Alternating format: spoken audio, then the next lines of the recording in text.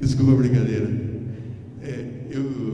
Eu gostei daquilo que o Gustavo falou de democracia, né, de cogestão de democracia, né? Então isso está para as pessoas que já estão mais convivendo, já descobriram um pouquinho como que eu sou, né? Que eu só sei no palpável, né? Foi legal o que você falou. Está germinando a minha subjetividade. E eu gostaria de perguntar, e depois no fim eu quero defender um pouco a vigilância e também pichar. Eu gostaria de saber uma coisa. Entre dia 25 a gente foi lá e visitou o hospital lá, o Sofia, né? Vocês têm em torno de 80 leitos, certo? Então, só uma coisa que eu não consegui entender: por que vocês têm 47 leitos neonatal? Isso é uma das coisas que eu queria perguntar. Uma outra coisa que eu também gostaria de perguntar para vocês, eu conversei um pouquinho com o Dr. Ivo, né? E percebi que vocês têm uma capacidade de sensibilizar as pessoas que trabalham lá a entrar na filosofia, no modo de vocês trabalharem, de gestão, tá? Eu não quero que a Vera fale isso, ela está proibida de falar qualquer coisa aqui. Ainda bem que ela não está aqui, ela está aqui, não está, né? Tá. Pena que eu sou de São Paulo e estou muito distante de vocês. Não, a Vera Figueiredo, né? Você está proibido de falar uma coisa, né? Você sabe o que é. Pena que eu sou de São Paulo e estou a mais de 1000 quilômetros de distância de vocês. Eu achei lindo aquilo lá. E acho que tudo aquilo que vocês fazem lá dentro tem amparo legal, tá? Daí eu venho no pichar e defender a vigilância. Infelizmente, as vigilâncias sanitárias, e eu estou na vigilância sanitária, acho que eu acredito que eu seja o mais velho, eu e o Luiz, eu até um pouquinho mais velho do que o Luiz, né, Luiz? Na vigilância sanitária do Estado de São Paulo, né? E eu estava comentando com a colega da UP nossa de Minas Gerais, que geralmente a RDC 50 e as outras RDC, o engenheiro, o arquiteto, ele se mera olhar nas tabelas de dimensões, recuos, etc. Tá? Se a gente olhar no início, até um lugar eu já encontrei para ela, e na minha RDC ela está toda grifada. Ela fala assim: Helder, RDC, nossa, é que nem Bíblia, né? A gente começa a grifar, e a gente sabe onde está cada coisa, abre automaticamente. Então, tudo aquilo que vocês fazem lá, por causa disso que eu tomei aquela postura que eu dou e-mail que eu mandei para a Vera Figueiredo. Tudo aquilo que vocês fazem lá, vocês não têm uma irregularidade lá dentro. Tem algumas, o quê? O piso quebrado, a tela lá, tá?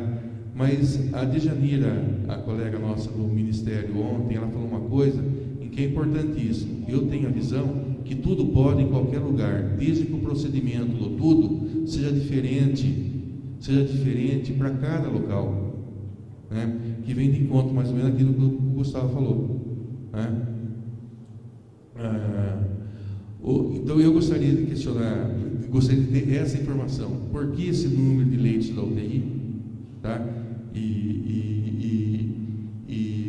como que é o processo de, eu não deu tempo de eu conversar com o Dr. Nilson isso aí, e como que é o processo de sensibilização desses funcionários, eles abraçarem tanto a causa de vocês. A gente também teve oportunidade, que a gente já comentou ontem no nosso UP e em umas outras situações, em que a gente visitou, e acho que isso é uma coisa que vem numa particularidade até do meu eu pessoal. A gente visitou algos antagônicos. A gente visitou o HC, onde tinha seria o extremo, não sei, nem vou falar se era um extremo positivo ou negativo, era um extremo, e o Sofia, que era um outro extremo, né? E acho que ficou claro e patente assim, a dedicação, o envolvimento que o Sofia tem e que a gente não viu no HC. Eu falo que o cachorro é a cara do dono, né? Sim. Aquela história do que o porco engorda no, né? O Sofia, ele é a cara do Torino. Você conheceu a simplicidade dele, né? E ele passa essa simplicidade, eu acho, para todo mundo, e essa valorização do profissional. Então, lá lá é um hospital que não existe hierarquia do ponto de vista de profissional. Está todo mundo horizontal do ponto de vista. Todo mundo sabe da sua importância no funcionamento da instituição. E isso, eu acho que ele é uma das grandes características dele. Em relação à questão dos leitos, e eu acho isso que é um grande exemplo que Sofia dá para a Rede Cegonha, e que coisa que eu vi lá, por exemplo, em Londres, que é a deshospitalização precoce dessas mulheres. Então, uma maternidade, parto é uma coisa natural, né? Então não há necessidade da mulher ficar internada muito tempo, né? Em Londres, por exemplo, as que têm parto normal fisiológico, igual eu falei para vocês, elas vão embora 4 horas depois do parto. Então, por exemplo, se ela ganhou de manhã o bebê, à tarde, depois do almoço, ela está indo embora com o bebê e passa uma enfermeira obstetriz ou um médico, porque eles têm um grupo de médicos de família e enfermeiras obstetrizes hospitalares e domiciliares, comunitárias, que dão apoio à comunidade, que é a área de atuação daquela maternidade, que é o distrito sanitário daquela maternidade.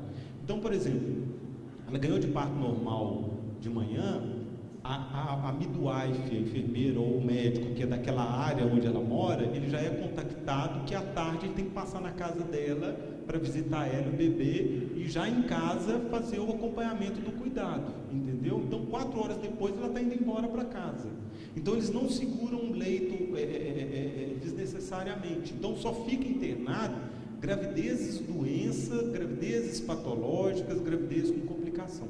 A gente fez a mesma coisa no Sofia, numa realidade nossa brasileira. Então o que a gente fez? A gestante de alto risco, a gente deshospitalizou ela fica numa casa da gestante de alto risco. E lá ela é monitorizada como se fosse uma enfermaria de alto risco lá do Hospital das Clínicas da USP. Então a gente tem uma casa com 25, 26 camas, né? Com ultrassom, com cartocópio, com toda a monitorização. Então, em vez dela ficar ocupando a enfermaria do hospital, que é mais caro para você manter essa enfermaria, ela fica numa casa, num ambiente mais familiar. Isso é importante, por exemplo, na pré-eclâmpsia, na gestante hipertensa, isso é importante no controle da gestante com diabetes, etc. Então, a gente consegue controlar melhor essas gestações, né? Ela tem mais visita, né? É até interessante que, aquela questão que você falou de cogestão, eu lembrei na hora isso. Uma das reivindicações delas foi a visita íntima. Elas queriam um quartinho lá na casa da gestante para ter visita íntima, entendeu? Então essa foi uma reivindicação da comunidade, e o doutor Ivo já estava arrumando um quartinho lá, ou então um vale motel, né?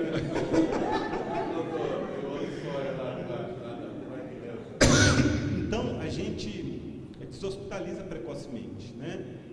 As gestantes instáveis que necessitam de um cuidado mais intensivo, a gente tem aquela unidade de gestação de alto risco, uma unidade semi-intensiva. Você tem toda uma estrutura semi-intensiva, até com intensivista de sobreaviso, etc.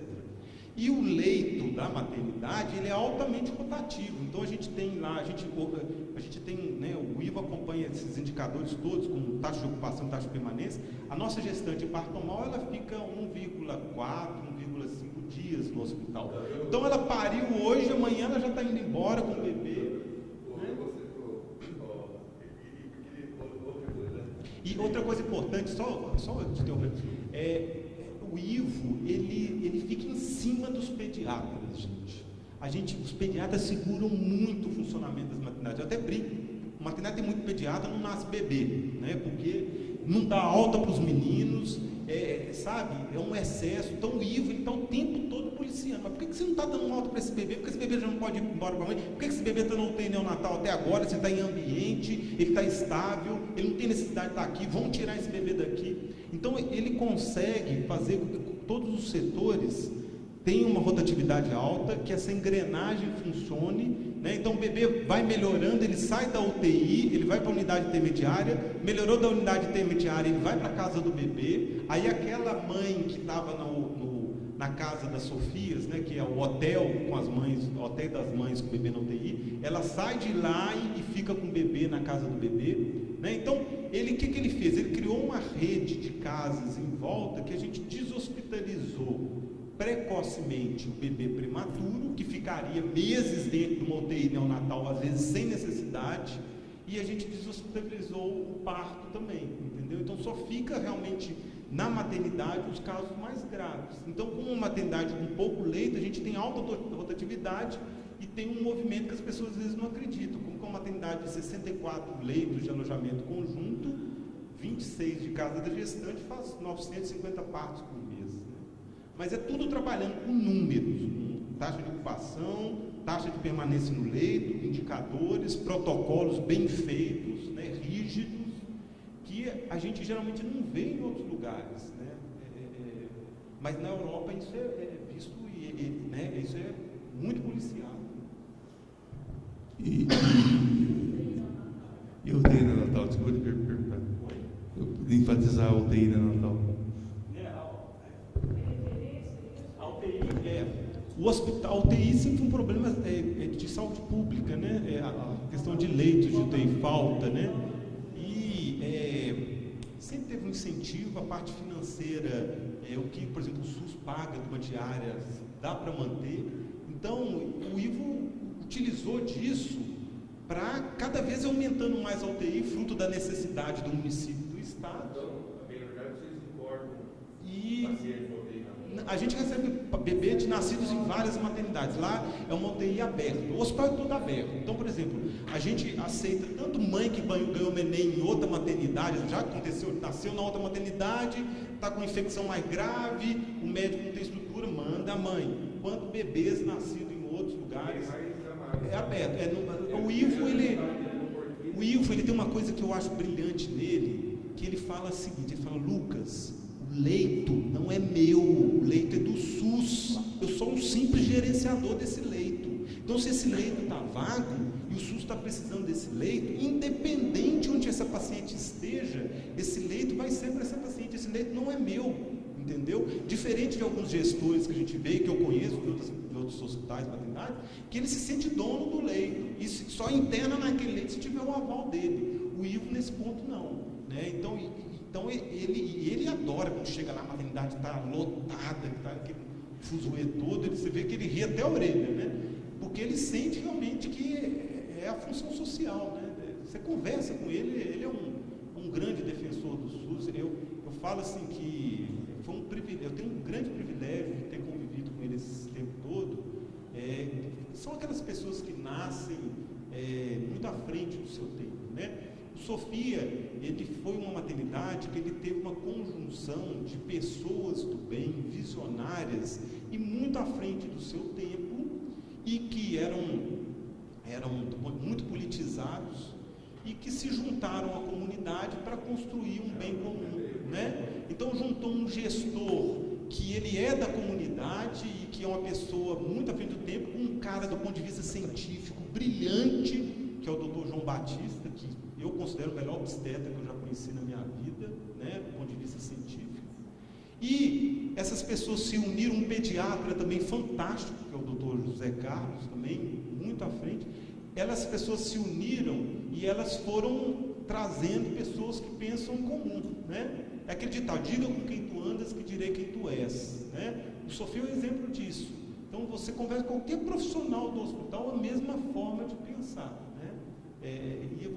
Uma coisa também que eu vejo assim, eu assisto parto, faço cirurgia em vários hospitais, é a questão do carinho e do cuidado com o paciente, né? Ou seja, o acompanhante, né?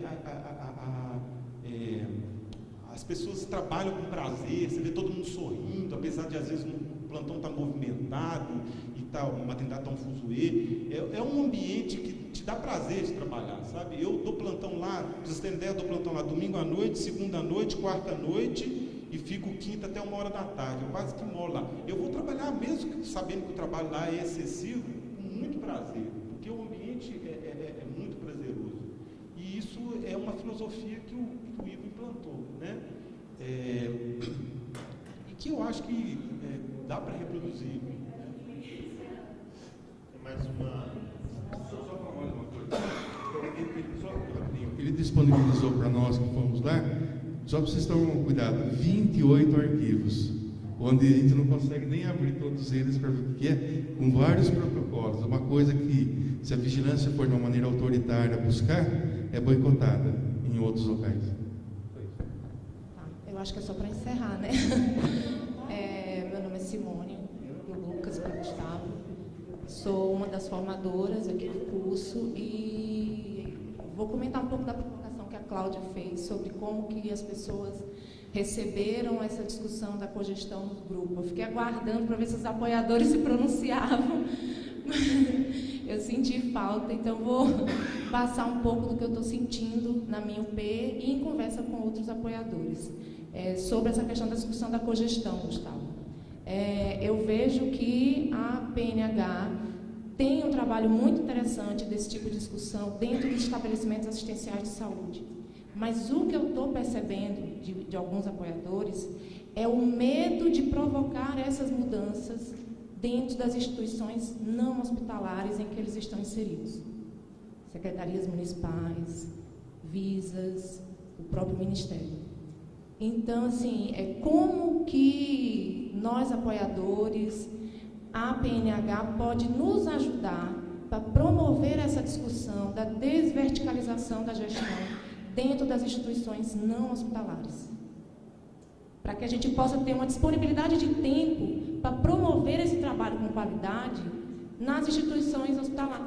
Eu sinto que a demanda que é instituída hoje nesses locais de trabalho para essas pessoas atrapalha um pouco do tempo de disposição dessas pessoas para fazer um trabalho de qualidade dentro dessas outras das instituições hospitalares, para promover a discussão da ambiência, de projetos cogeridos. Então, acho que eu senti um pouco disso dos apoiadores, o medo de promover essa discussão dentro dos locais de trabalho, para começar desde lá da ponta, né, essa abertura de um coletivo, de instituição de um coletivo de discussão, de processo de trabalho dentro dessas instituições, não dos hospitais, né, dos hospitalares.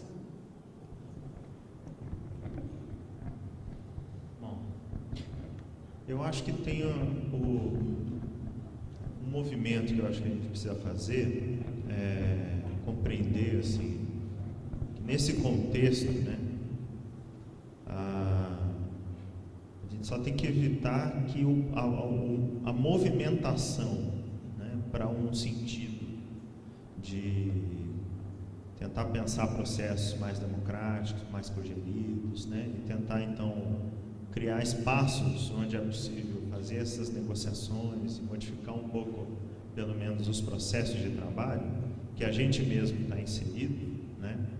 Isso demanda estratégia, né? Primeiro, demanda estratégia. Segundo, não pode ser um movimento individual. Se cada um de nós aqui resolver entrar numas, né? Comigo vai ser diferente, a gente acaba se vulnerabilizando. Então, a gente precisa construir uma estratégia de trabalho que seja prudente e que seja de constituir aliados, né? De constituir processos mais coletivos, né? Nos territórios, a gente não está sozinho, né? Tem um conjunto de outros atores que estão procurando fazer esse movimento, né? Eu acho que a primeira recomendação é buscar contato e composição com esses coletivos, né? Por isso a gente tem feito o esforço de encontrar no território outros apoiadores do Ministério, outras áreas do Ministério e coletivos que já estão um pouco mais ativos, né? Então essa é uma estratégia de prudência que não vulnerabiliza cada um de nós individualmente dentro das suas instituições, né? A outra coisa é a gente tentar criar uma maneira de dar visibilidade, né, a alguns tensionamentos e algumas questões que a gente compreende como coletivo, né? Questões importantes a serem tensionadas, negociadas, discutidas, e criar os espaços para isso, né? Ou propor os espaços para isso. Não quer dizer que vai rolar tudo, né? Mas, por exemplo, talvez na abertura, na finalização do curso, a gente trazer o pessoal do UGP, do Qualisus, discutir como é que foi essa produção, quais são os limites, né? E que tipo de questões esse processo produziu, né, nos participantes, nos formadores, nos apoiadores, na coordenação do curso, que tipos de resultados foram alcançados, né? Assim, a nossa proposição do curso era na defesa de que esse processo de formação poderia amplificar, né, capilarizar e constituir sujeitos, tanto no Ministério da Saúde, como na Secretaria de Estado e municípios, em regiões estratégicas, né, onde a gente pudesse, então, ter uma possibilidade de tratamento das demandas de ambiência, em especial das redes prioritárias, né, com mais facilidade e mais qualidade. Ou seja, a demanda para a discussão de ambiência para dentro do Ministério, nas áreas técnicas, se amplificou de tal forma que indica, por um lado, um reconhecimento, né, do acúmulo da discussão da ambiência, por outro, uma atenção, né, que bom, tem alguns projetos nas linhas prioritárias que precisa de arquiteto e engenheiro, não necessariamente da discussão da ambiência. Isso sempre foi uma atenção, né, que está no jogo, Qual é a nossa aposta? É que tendo mais gente que domina, tem mais domínio, está formado neste campo da discussão da ambiência, a gente poderia ter, primeiro, um tensionamento positivo no sentido de colocar em análise regras, né, inclusive as RDCs e tal, que podem ser aprimoradas, né? 2, a gente teria uma capacidade técnico-operacional para fazer aquilo que a gente acredita que é compor esses projetos de maneira mais coletiva e participativa, né, do que com 2 ou 3 pessoas no Ministério da Saúde, que sempre foi a prática, né? Então tinha lá a Mirella e a Ana Paula, antes a Flávia também compõe esse grupo, que ficam fazendo oficina pelo país inteiro, né? Então essas são estratégias que agora a gente precisa ver o que esse coletivo conseguiu produzir, né? Que pode ser resultados, produtos, questões, né? Além também das tensões que a própria experiência produziu, né? Para a gente dizer assim, olha, este é um caminho adequado, interessante, precisa melhorar nisso, naquilo, mas tem o potencial ou não tem o potencial para alcançar aquilo que a gente está imaginando. Porque para nós, a tensão é a seguinte: nós queremos que a questão da ambiência no SUS seja tratada de acordo com o referencial da ambiência, que a gente está tratando aqui nesse curso, e não só como uma questão técnica de projeto, seja padrão ou não, né?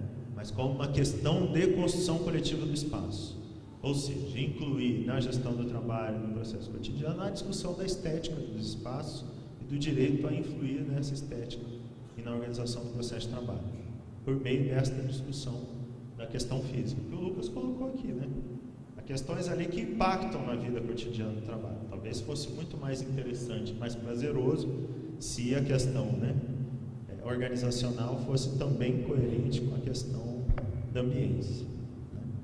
Então, o que a gente está fazendo é se lançando numa aposta, né? Se a gente vai ter sucesso com a estratégia ou não vai ter, que tipo de impacto concreto isso vai ter para o SUS e para as políticas prioritárias, né, na vida de vocês, são apostas. Eu acho e reafirmo, né, que a responsabilidade sobre essa primeira experiência de curso nacional de ambiência e de dar expressão ao que é potência, o que é resultado deste projeto, cabe a todos nós, né? Tem alguns mais encarregados disso do que outros, Mas a gente poder ter bem sistematizado a experiência do projeto de intervenção, que demonstra, né, a expressão concreta de um produto, de um processo de formação como esse, que foi extremamente questionado, né? Então, assim, isso não foi uma reunião de UGP, né, do QualiSUS, foram várias, para discutir por que este curso tem uma média custo-aluno muito maior do que outras ofertas de curso. Mas tem uma aposta aí na metodologia para gerar, em um tempo tão curto, né, uma coletivização maior no SUS de uma estratégia que a gente acha que é uma diretriz de humanização. Certo? E nós estamos bancando isso no peito. E vocês estão vendo que não é fácil. Né? Se este pode ser um projeto deste coletivo, né, ou de parte dele, porque também nós não estamos aqui para convencer as pessoas, nós estamos aqui para mostrar as nossas apostas e fazer algumas ofertas.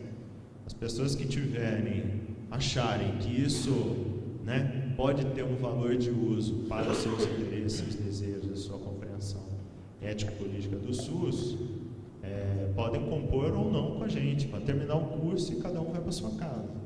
Né? A nossa aposta é que não. Que boa parte deste grupo vai ajudar a bancar com a gente este projeto político. Né? Se a gente vai dar com a cara na porta, eu não sei. Eu não tenho nada a perder com isso. Zero. Não tenho nenhuma paixão pelo lugar instituído que eu ocupo. Zero. Se pudesse alguém vir ocupar o meu lugar, eu ia dar graças a Deus, inclusive. Né? Agora eu tenho um compromisso assumido com este lugar, que aí eu não arredo o pé. Isso sim, mas com o lugar em si, eu não vejo a hora de poder estar em outro. Percebe? Então acho que essas questões que a gente precisa trabalhar mais no eixo, né? Porque tem questões operacionais que incomodam, né? Que nos enchem a paciência, a passagem, saiu ali, saiu lá. Mas tem uma coisa aqui que é uma aposta de um grupo específico que conseguiu apoio político institucional temporário para mostrar do que é capaz. Se essa aposta é válida ou não. Essa é a autorização e mandato institucional que a gente tem. Né? A gente vai tentar fazer o melhor possível. Estamos tentando fazer o melhor possível. Apostando que haverá implicação de boa parte desse grupo com este projeto. Compreendendo que é a diretriz de ambiência, né? E a potência dela para o SUS. Neste momento que nós estamos discutindo e tentando viabilizar redes prioritárias, que falam de garantias de direitos, que inclusive, se a gente for olhar para a sociedade brasileira, não é consenso. Né? Não é consenso. Então é isso, para mim esse é um momento de auge democrático, entendeu?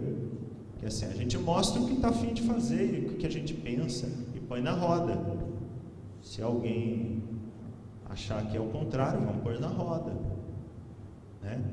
A gente poder então ver o que a gente consegue realmente inflexionar, inclusive na discussão da formação do SUS, né? Porque está cheio de recurso de educação permanente parado nos estados, que não é usado para esse tipo de processo, por exemplo. Né? O ano passado foram mais de 500 milhões de reais. Né? Daria para fazer quase 500 cursos desses. Certo? E os municípios, os estados têm muita dificuldade de compor projetos de educação permanente e efetivamente educação permanente. Ele relencaram de cursos focais, né, que dá 500 pila por aluno, entendeu? R$1.000 por aluno, que é lá, põe todo mundo na sala de aula, tira do território, tira do serviço, põe na sala de aula, dá o conteúdo e manda embora. Quem acha ainda que acredita nisso ainda? Que tem que investir recursos? Eu não acredito, nunca acreditei e não vou acreditar agora.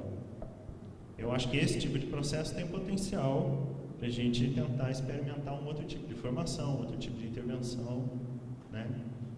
Num cenário que eu várias vezes falei isso com a Mirella. A Mirella foi para o doutorado na arquitetura para tentar desenvolver isso como campo de saber da arquitetura. Né? ela muito bem poderia ter capitalizado isso no setor privado.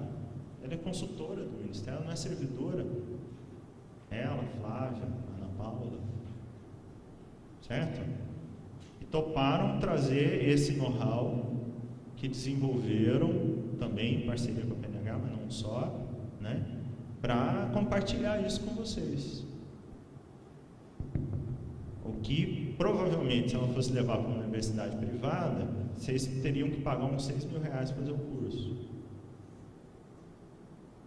Né? Algum curso de especialização em algum momento por aí afora. Vários outros que todos nós temos nível superior e trabalhamos, muitas vezes temos que pagar para poder manter a qualidade da nossa atuação prática. Não é verdade? Então, este não é qualquer investimento. Com todo tipo de dificuldade, este não é qualquer investimento. O que a gente está mirando é isso, né? E eu acho que a questão da cogestão coloca, inclusive, como problema pertinente os desconfortos, as dificuldades, né? Os percalços que a gente passa em tentar executar esse projeto.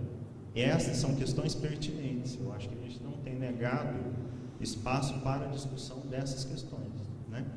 Mas não podemos perder de vista porque estamos aqui, né? Que é isso, uma cogestão dos problemas práticos cotidianos, né? Sem incluir os problemas estruturantes do nosso contexto, vira uma nova forma de administração coletiva e não um processo de mudança ético-política na atenção da gestão, porque as grandes coisas nunca estão em discussão. Está em discussão é a tarefa, né? Aqui a gente está tentando fazer o exercício de cogestão, que significa as grandes coisas estão em discussão e as tarefas estão em discussão, inclusive o desconforto que elas provocam na gente, certo? É isso aí, obrigado.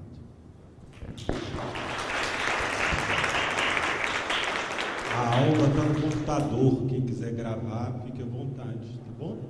Eu tive uma experiência muito interessante com os apoiadores na assistência ao parto das maternidades, né?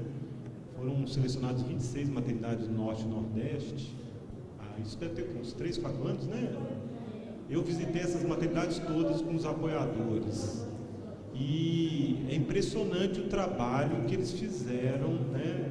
Os avanços que nós tivemos, né, velho? A gente teve uma maternidade, né, que foi lá em Tocantins, da primeira vez que a gente visitou, que a gente teve que chamar a procuradora, era o Ministério Público para fazer visita com a gente. O gestor tinha viajado, viu que a gente estava chegando, viajou, e hoje é um serviço que avançou e é referência hoje nacional também, né? Então é um trabalho maravilhoso mesmo. Agora é um desafio muito grande, né?